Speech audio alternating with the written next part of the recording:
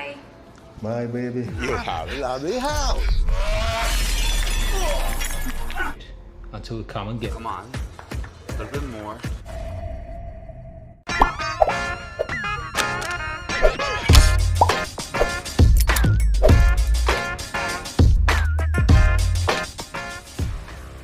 Halo lurku. Oke, balik lagi bersama Mimin di sini guys ya. Apa kabar kalian semuanya? Semoga selalu dalam keadaan baik. Ya, baik dalam segala hal lah. Yang terpenting harus sehat dan isi dompetnya juga harus sehat juga ya guys ya, agar gak lesu lah dalam jalan hidup. Pada video kali ini Mimin akan membahas sebuah alur cerita film yang berjudul. Film ini menceritakan mengenai perjalanan seorang ayah dalam menyelamatkan anaknya yang terjerat sebagai korban perdagangan manusia. Berhenti menjadi pasukan khusus, kini ia harus kembali menjadi pembunuh karena putrinya menjadi korban sandera mafia para seks komersil. Dalam sejarah, pria tersebut telah membunuh sebanyak 300 orang selama menjadi pasukan khusus. Maka dari itu, siapkan posisi tersantui kalian, lupakan sejenak hutang-hutang kalian. Oke, mari kita masuk ke dalam filmnya. Pembukaan film kita diperlihatkan oleh kumpulan pengunjung beach club yang bersantai dan berpesta di sebuah klub bernama Ike Jefferson F, yang merupakan tempat perkumpulan para seks komersil berada. Di tempat tersebut, seorang putri kesayangan Yuri bernama Julia bekerja sebagai seorang pelayan atau sebut saja waiters. Scene beralih kepada Yuri dan Lo. Yuri dan Lo akrab berteman sejak lama. Dalam perbincangannya, mereka membahas mengenai Julia yang ingin hendak merantau. Namun, sebagai ayah, Yuri tidak mengizinkan putri kesayangannya jauh darinya. Selanjutnya kita dihadapkan pada Yuri dan mantan istrinya yang bernama Meg dan temannya yang bernama Brit dan pengacara mereka. Mereka membahas mengenai pembagian hak dalam menyimpan perlengkapan senjata pasca perceraian antara Meg dan Yuri. Kembali pada tempat klub, kita diperlihatkan oleh Charles yang merupakan bos bandar perdagangan manusia serta pengawalnya bernama Oliver. Mereka mendatangi Cem yang merupakan manajer di klub tersebut. Scene beralih, Charles dan Oliver mendatangi Cem karena merasa curiga terhadap operasional klub tersebut. Sekedar informasi, Charles menanam modal besar pada klub tersebut dan merupakan bos bandar pertama pada bisnis perdagangan manusia. Usut punya usut, bisnis yang mereka jalankan hanya berkedok klub. Padahal di dalamnya terdapat perdagangan manusia yang telah berjalan lama. Mereka menjadikan orang-orang yang sering ke klub sebagai korban perdagangan seks komersil. Scene beralih pada Julia. Ashley yang merupakan teman Julia memberitahu bahwa Stan ingin menemui Julia secepatnya.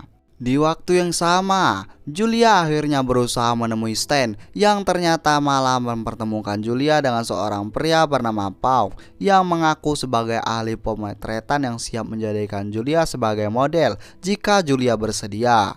Julia pun dengan semangat menyetujui tawaran tersebut. Namun ternyata usut punya usut, Stan dan Paul ternyata memiliki niat yang buruk pada Julia.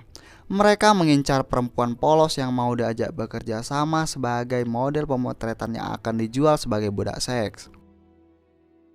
Kedekatan Yuri sebagai seorang ayah dan Julia sangat bisa dirasakan. Sebagai seorang ayah, Yuri selalu ingin menerima kabar dari anaknya. Scene beralih di rumah Charles. Charles yang tidak terima karena perlakuan tidak sopan yang ia terima dari utusan rekan bisnisnya saat meminta tambahan perempuan. Akibat perlakuan tidak sopan yang ia terima dari utusan anak buahnya, Charles akhirnya membunuh pria tersebut dan baku hantam serta COD ke akhirat pun terjadi. Hello. Go ahead. Say. He should be more careful with it. Kembali pada Yuri. Yuri beberapa kali berusaha menghubungi Julia, namun Julia tak menjawab pesannya. Yuri juga belum mengetahui bahwa putrinya telah menjadi model dewasa dan siap untuk diperdagangkan di bawah naungan Charles. Tak lama dari itu, Yuri mendengar berita mengenai perdagangan manusia yang telah marak terjadi di kota-kota.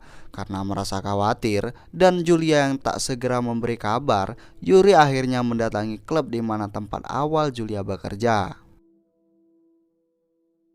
Karena tidak mendapat berita spesifik mengenai keberadaan Julia, Yuri pun akhirnya pergi menemui temannya yang ahli dalam melacak posisi seseorang. Hingga akhirnya mereka mengetahui bahwa Julia berada di Hammond. Mengetahui kunci keberadaan Julia ada di tempat seks komersil besar, Yuri akhirnya masuk dan mencari keberadaan Julia menggunakan tangan kosong.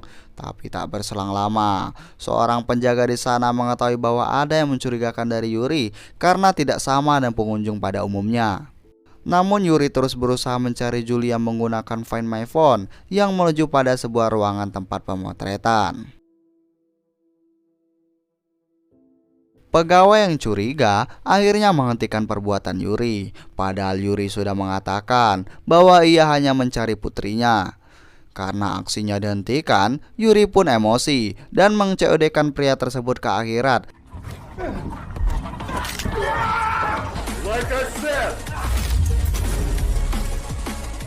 Dan Yuri akhirnya menemukan foto Julia di dalam ruangan.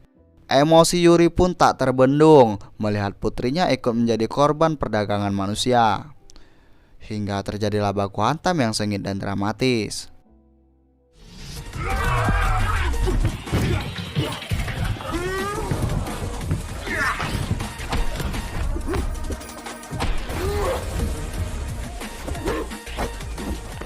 Hingga akhirnya ia bertemu dengan Cem yang merupakan manajer klub. Namun sangat disayangkan, pukulan senjata dari mereka mampu membuat Yuri tak sadarkan diri hingga dibawa ke laut dan dibuang. Bagian sedihnya adalah Yuri belum berhasil menemukan Julia, sementara ia diikat dan dibuang ke laut. Meskipun begitu, Yuri terus berusaha bangkit dan mengingat wajah Julia, hingga akhirnya ia berhasil selamat meskipun dengan badan yang lemas. Scene beralih pada Julia yang tak menyadari di mana dirinya. Di dalam sebuah kamar, Julia dan temannya diistirahatkan di sana karena mabuk. Ia bahkan tak bisa mengingat apa yang terjadi pada malam harinya. Namun munafiknya, James hanya menyuruh Julia untuk istirahat di sana. Sementara di waktu yang sama, Yuri berusaha menahan darah yang keluar menggunakan baju miliknya dan meminta seseorang untuk mengantarnya ke sebuah alamat. Di perjalanan, Yuri juga berusaha untuk menghubungi mantan istrinya mengenai kejadian yang sedang terjadi. Namun, karena sedang bertugas sebagai pengawal, Max tak mampu mengobrol panjang lebar kepada Yuri. Sebenarnya Yuri juga ingin memberitahu pada Max bahwa ia ingin meminta izin untuk menggunakan senjata demi menyelamatkan anaknya. Karena Max tak dapat menerima dengan baik ucapan Yuri, Yuri akhirnya menelpon Law untuk membantunya mengambil senjata dan mencari informasi mengenai hotel durhaka tempat anaknya disandra. Julia yang menjadi sandera para mafia seks komersil segera mengetahui bahwa ia dan perempuan lain menjadi sandera dan akan diberangkatkan ke tempat pekerja seks. Scene beralih pada Yuri yang akhirnya bertemu dengan Law. Mereka bertemu di rumah Brit tempat perlengkapan senjata itu disembunyikan. Akibat Brit yang terus menyerocos, akhirnya satu bogeman mampu membuat Brit jatuh dan pingsan. Sementara Law terus mengomel sambil memberitahu Yuri informasi mengenai Hammond. Yuri terus mempersiapkan senjata yang akan ia bawa ke Hammond untuk menyelamatkan putrinya dan membawa mobil Law yang baru Law dapatkan kembali karena sebelumnya rusak. Dengan persiapan yang matang, Yuri berhasil masuk ke dalam gudang dengan menembakkan bom asap ke lokasi agar lebih mudah dalam mengontrol keadaan dan menghabisi mereka. Baku hantam pun dimulai.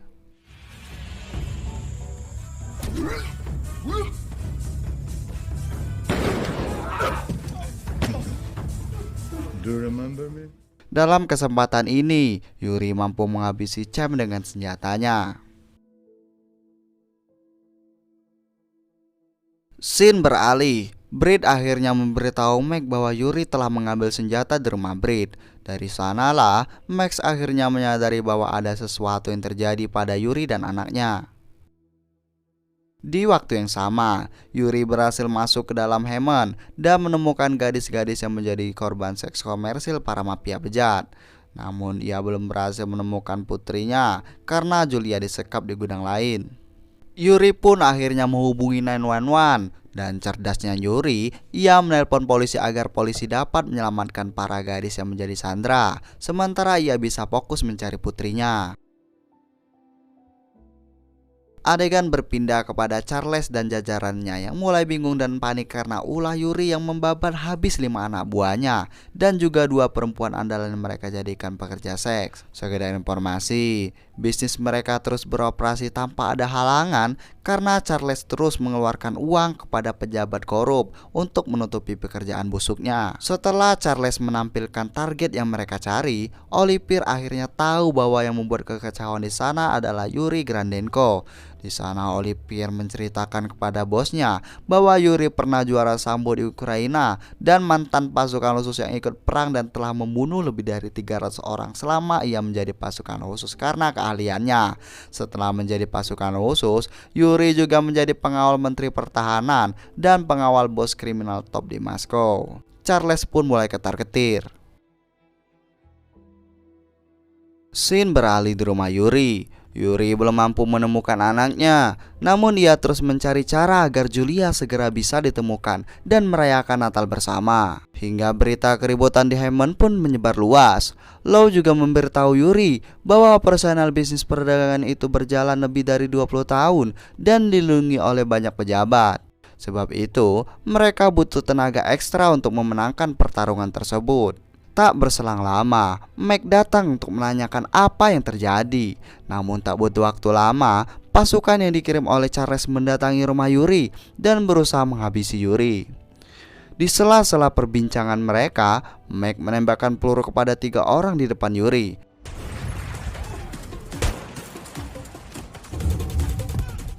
Namun ternyata pertempuran tidak berhenti di sana.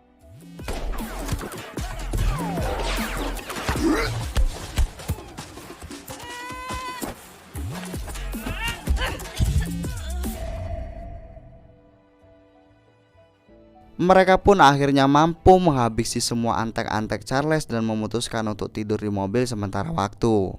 Merasa tidak mampu menghabisi lawan berdua, mereka akhirnya mengambil keputusan untuk meminta bantuan polisi yang mereka percaya. Scene beralih di kediaman Charles yang tampak bertransaksi dengan Tanaka yang juga pembisnis perdagangan manusia dari Jepang.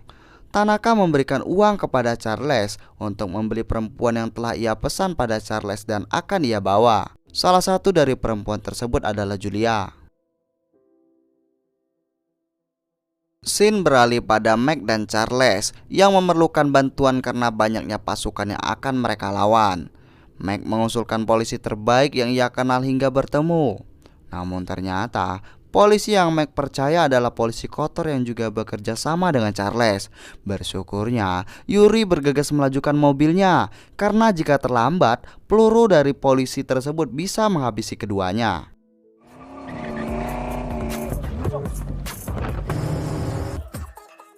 Dan pertarungan pun dimulai.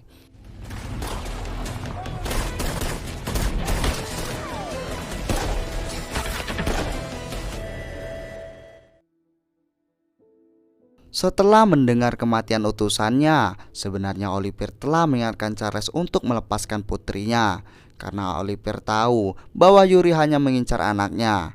Namun Charles menolak karena baginya itu merendahkan harga dirinya. Beralih di pelabuhan, beberapa perempuan akan diberangkatkan ke pusat perdagangan manusia. Mac dan Yuri berusaha masuk ke pelabuhan dengan membunuh mereka satu persatu. Dan terjadilah baku tembak.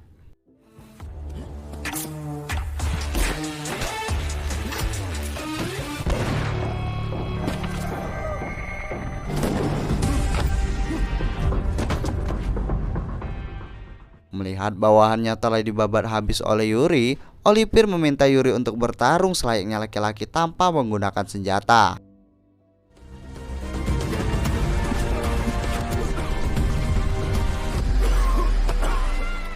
Namun, pada pertarungan ini, Yuri banyak kehilangan stamina, terlebih melihat Max dibawa kabur oleh Charles.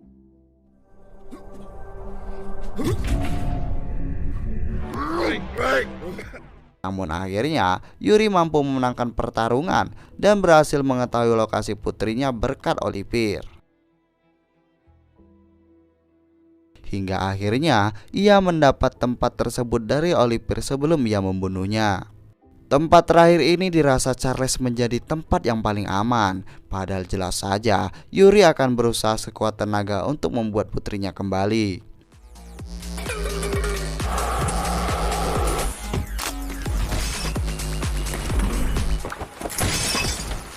Charles yang berada di ruangan mulai panik dan meminta semua ruangan ditutup. Sementara Julia pun akhirnya mengetahui bahwa ayahnya telah berjuang banyak dalam menyelamatkan dirinya. Tidak hanya begitu, Julia mengambil senjata tajam untuk berjaga-jaga. Law pun melepas kamera CCTV agar Charles tak mampu mengawasi pergerakan mereka. Pertarungan sengit kembali terjadi.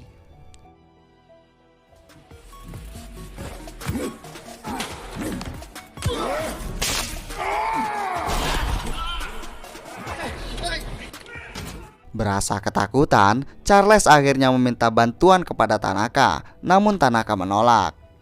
Lanjutin pertarungan dulu ya guys ya.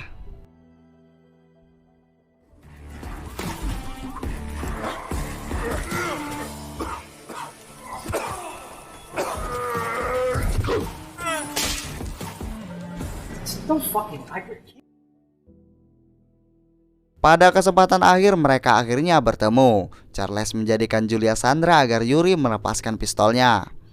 Charles bahkan mengajak Yuri untuk bekerja sama. Namun cerdasnya, Julia yang punya persiapan membawa senjata menusukkan senjata ke kaki Charles dan dibantu tembakan oleh Yuri hingga Charles meninggoy.